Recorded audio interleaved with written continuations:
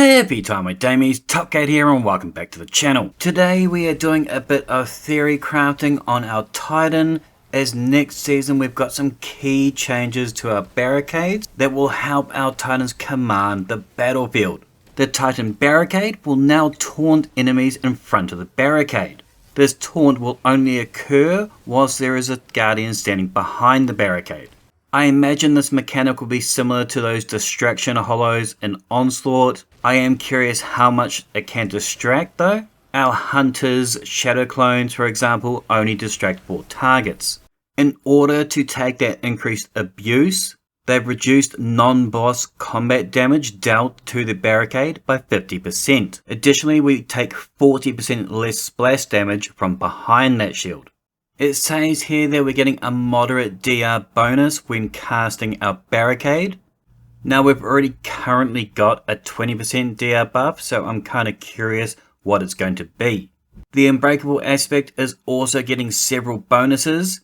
It'll return us grenade energy when damage is blocked, and it has a longer duration. Now being that most of us are suckling on that prismatic teat at the moment, my first thought was our exotic class items, is we've got tons of fun barricade combos we can create.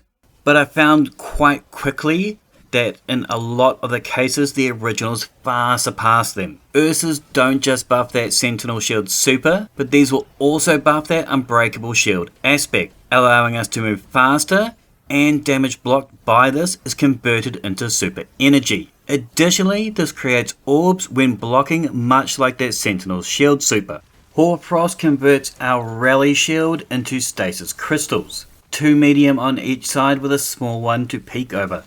This works so much better on our stasis rather than our prismatic titan, as each of these 5 crystals can make stasis shards when destroyed. These can track to us for bonus melee energy. The behemoth melee and super is also getting some more explosive changes next season, and has an increase on melee energy. With this kit we can run full-time armor charges with a constant 36% damage reduction with a higher tier level of frost armor. I tried it on prismatic and there just ain't the same level of replayability. As these do break, that's kind of part of their function. If we don't have that constant supply of them, we won't be taunting jack shit. One prismatic combo worth considering is Ursa's with Verity's Brow. With our weapon kills, we are able to double the damage of that Unbreakable's attack. We just need to make sure we match our weapon affinity to the choice of our grenade. When we first saw our prismatic class combos, I was very excited about that Khepris and Ambient combo, but unfortunately there's not really that much fragment help to increase these. That said, the Khepris Horn OG works much better, as solar final blows recharge a barricade, and yes, this does include those barricade kills. It's even better on that solar 3.0 kit with Ember Singeing, feeding us back class energy on kills. This is a 300% ability recharge.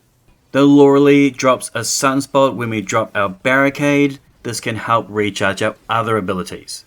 It's good in those tighter frontline fights, as those sunspots scorch. Singeing will then feed us back barricades faster. Now our sight and shields are quite a bit weaker, but we can attack through them. Perhaps with these new updates to resilience they might actually be worth using, as these currently only last half as long. Both our towering and our rally barricades have 500 health points and last for 20 seconds. It's hard to say if the resilience changes are going to affect the Hoarfrost variant. Not that it matters as much, as enemies often don't shoot at what they can't see. If we want to upgrade our barricade's health, our original Heart of Inmost Light can do this.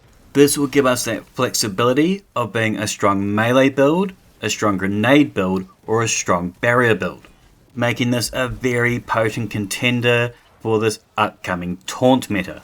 As good as Hoyle is on our class items, there's still no beating the OG. And with a good mod roster, you're going to be able to push this along even faster. The Ambient is actually stupid good still. It gives us those triple lashes to suspend. On Stasis subclass with Thread of Mind, this gives us back barrier energy when we knock off those suspended enemies. Back when it was originally nerfed, it did feel quite drastic.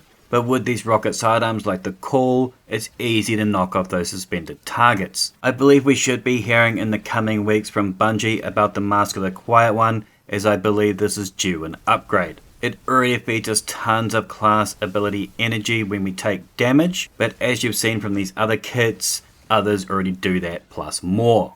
I do like playing it on Arc. I play it quite mobile so we can get that class ability while sprinting. So pretty much every subclass has a fragment that can increase our class ability regen. All except Void. Luckily though, Void has Void Breaches, which feeds us class ability energy. The Hazardous Propulsion is probably our best bet for our Prismatic Titan. It launches a volley of rockets when we plant our barricade. At max strength, this is 173,000 a round. My base Apex only does 73,000. But we also get that bonus 35% damage increase to our rockets and our rocket sidearms. Now both our solar and strand rocket sidearms come with strategist to help us boost our class ability regeneration even further. I am very much looking forward to this new taunt mechanic. My mate Havoc has been talking about this for years. Now Titans can command from the front. Please hit me up if you got any ideas for class, exotics or weapon combos. Of these seen here, what do you think your favourite might be? Make sure to thumb it if you dug it, sub if you're new, and as always, tippy tie my damies, what a tie!